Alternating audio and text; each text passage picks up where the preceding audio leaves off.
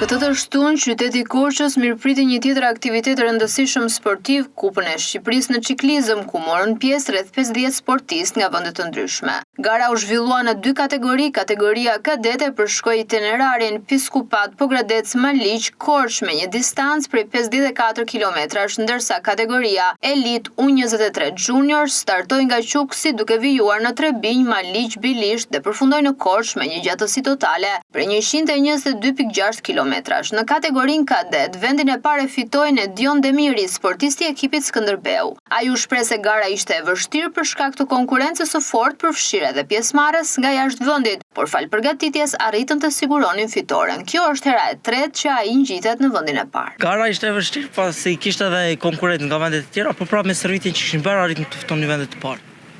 Si ndihesh që fituesi vendit të parë? Gëzuar, i lumtur.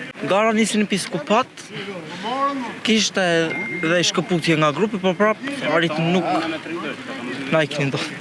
Nga njëjti ekip, Gjasti Pashko u rendit në vendin e tretë duke theksuar rëndësinë e bashkëpunimit në ekip dhe ndihmën që i dha shokut të tij për të siguruar fitoren. Ai u shpreh i kënaqur me rezultatin duke e konsideruar një eksperiencë të vlefshme. Po mirë se fituam edhe vendin e parë, ndihmova edhe shokun dhe jam i lumtur për të që bën. Ti çfarë vendi thua? Vendin e tretë, po prapë i kënaqur jam se zori shokut tim vendin e parë. Është herë e parë që Po tash ishte pak e fortë, kishte shkëputje, po prapë arritëm me stërvitin që kemi bërë me Tranjel. Në kategorinë elit, fitues u shpall Henry Hysa, i cili arriti të shkëputet nga grupi në 15 kilometrat e fundit. Ai tregoi se gara ishte sfiduese, por përvoja dhe bashkëpunimi me shokun e ekipit, Olsian Velia, ishin vendimtare për suksesin. Ndihem shumë emocionuar, sot dola vendi i parë, u shkuta 15 kilometrat e fundit. Ndodhi shkëputja. Ja, nuk është hera e parë, kam pas fituar edhe kur kam qenë më i vogël, sepse unë kam 7 vite që merrem me këtë sport dhe nuk është hera e parë që fitoj. Si ishte për ty gara e sotme? Ishte shumë e vështirë, domethënë normale gara ka ato gjërat e veta të vështira, por ja dolëm me sukses me kolegun tim Olsian Velia që të bënim shkëputjen. Ndërkohë Olsian Velia u rendit në vendin e tretë duke theksuar strategjinë e mirë të ekipit të Tiranës dhe rolin e tij në mbështetje të shokut të skuadrës. Ai nënvizoi se përvoja shumë vjeçare në sport e ndihmon të përballojë më lehtë sfidat e garave. Ndihem shumë i lumtur sepse ishte një strategji shumë e mirë nga ekipi i Tiranës.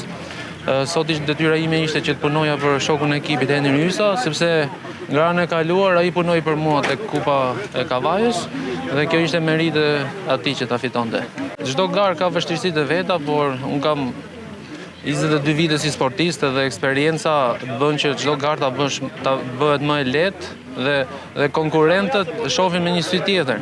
Pjesë e aktivitetit ishte dhe 12 vjeçarja Hera Messi, vajza e vetme pjesëmarrëse e cila merrte pjesë për herë të dytë në një garë ciklizmi. Ajo e cilësoi eksperiencën si shumë të bukur dhe motivuese duke treguar se pasioni për sportin i ka lindur fal familjes.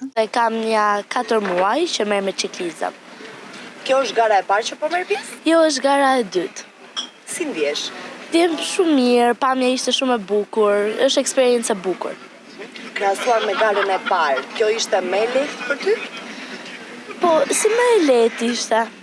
Po, thjesht më tha babi, a do të futesh dhe i thash okay, provova dhe filloi të më pëlqente nga pak. Jo, prindit i kam, babi merret me not, me atletik, edhe bëhen edhe pak ciklizëm, edhe thash ta provoj dhe unë. Kupa e Shqipërisë në ciklizëm vijon të mbetet një nga aktivitetet më të rëndësishme për promovimin e këtij sporti në vend, duke nxjerrë në pa talente të reja dhe duke forcuar konkurrencën mes sportistëve.